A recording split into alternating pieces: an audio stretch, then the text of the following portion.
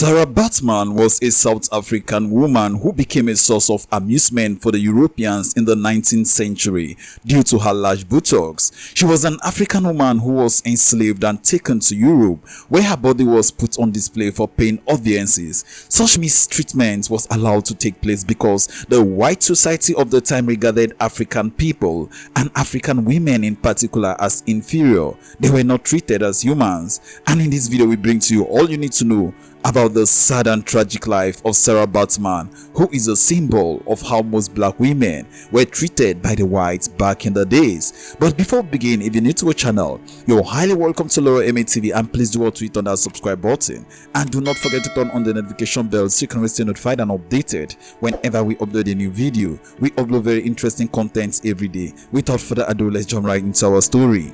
Sarah Baartman was born in a place in South Africa which is now known as Eastern Cape in 1789 to a cattle herding group of the Khoi society.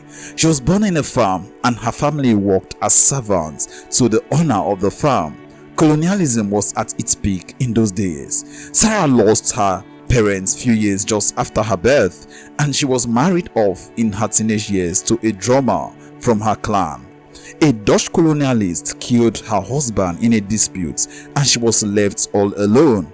And in no time, she was sold to a slave trader called Peter Caesars, who took her to his house in Cape Town, and Sarah started working as a maid and a servant. In October 1810, she got signed on for a contract by Caesar's English friend, who wanted Sarah as a house servant in London and occasionally wanted to use her for entertainment purpose. After the promises of good money, she agreed to move to London. Sarah's illiteracy became a roadblock in her understanding of the true intentions of the people surrounding her, and she found herself on stage in an exhibition as a freak of nature due to her large buttocks and unusual skin color. Caesars and Alexander Dunlop first presented her on stage in London in 1810, and in the month of November the same year, she was shown as part of a performance in the Piccadilly Circus in the Egyptian Hall in London. The organizers thought a lot of money can be made of her condition, and sadly they were right. The people of London had not seen too many black-skinned people by then, and most importantly, not with that large backside. During the rest of the year, many more exhibitions happened as curiosity about Sarah rose, and the word spread around quickly like wildfire, and scientific community came ahead to do scientific research on her. The culture of exhibiting people with deformities was a norm in London back in those days and times, and English people found it amusing. Sarah quickly became aware of her being an object of display and tried to fight it, but her employers wouldn't allow that, although it was agreed upon that she wouldn't perform nude. A group called African Association came to know of her and filed a court case to set her free, and as it was just after a few years of passing Slave Trade Act of 1807 in England, it was a further roadblock for Caesars and Dunlop. Cases were filed, and when Sarah was presented in front of the court, she denied all allegations on her honors and said that she came to England by her own free will, and she did not intend to go back to her homeland. She further said that she wasn't getting sexually abused or mistreated, and that she was happy the way she was getting treated. However, the court case only increased her popularity, and she started getting more and more audiences for her shows. Somehow, she got out of England and appeared on stages in Ireland in 1812. A year prior to that, Sarah was baptized, and there has been written proof that she got married in December 1811, on the same day she got baptized. By September 1814, French people had heard about her, and demand started to rise to bring her to France, and a Frenchman named Henry Taylor took the leap and brought her for exhibition in Paris. There, she became the subject of curiosity for several artists and scientists who wanted her for their artworks and research respectively. She became more of a slave to the French people, but even there, she refused to strip naked even after getting offered a large sum of money. French people started treating her worse in the most brutal ways possible, and she ended up being poor, and there are evidences that she was sexually abused, and it has been proven that sometimes chains were tied around her neck. Her promoters did not care much about the slavery charges, and her inhumane treatment continued until she died of an inflammatory disease.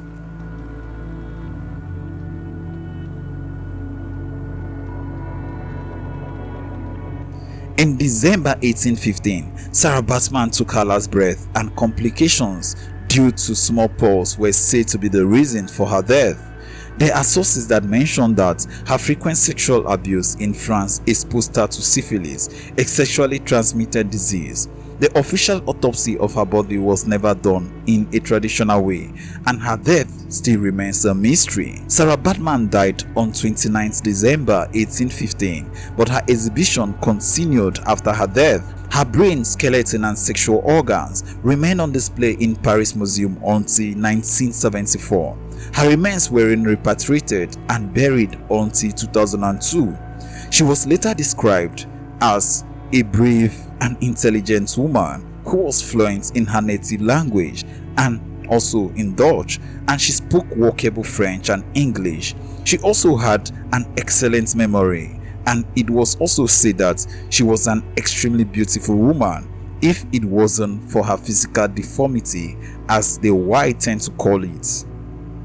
She became a subject of curiosity around the world after her death, and when Nelson Mandela became president of South Africa in 1984, he asked France to give back her remains. Sarah became an iconic symbol for the dark African colonial past, and several books and poems got written on her, praising her beauty and dignified character. There is evidence that she had 2 children, though both died as babies. She had a relationship with a poor Dutch soldier called Hendrik van Jonk, who lived in Houtbay near Cape Town in South Africa, but the relationship ended when his regiment left the Cape Coast. After his election in 1994 as president of South Africa, Nelson Mandela requested the repatriation of Baartman remains and Covier's plaster cast. The French government eventually agreed, and this happened in March 2002. In August of that year, her remains were buried in Hanke in Eastern Cape Province, 192 years after Baartman had left for Europe. Several books have been published about her treatment and cultural significance. She has become the landscape upon which multiple narratives of exploitation and suffering within black womanhood have been enacted. The 2010 film Black Venus and the 1998 documentary The Life and Times of Sarah Baartman have covered her story. Even for those outside South Africa who are unaware of Baartman, there have been subtle cultural references to her story.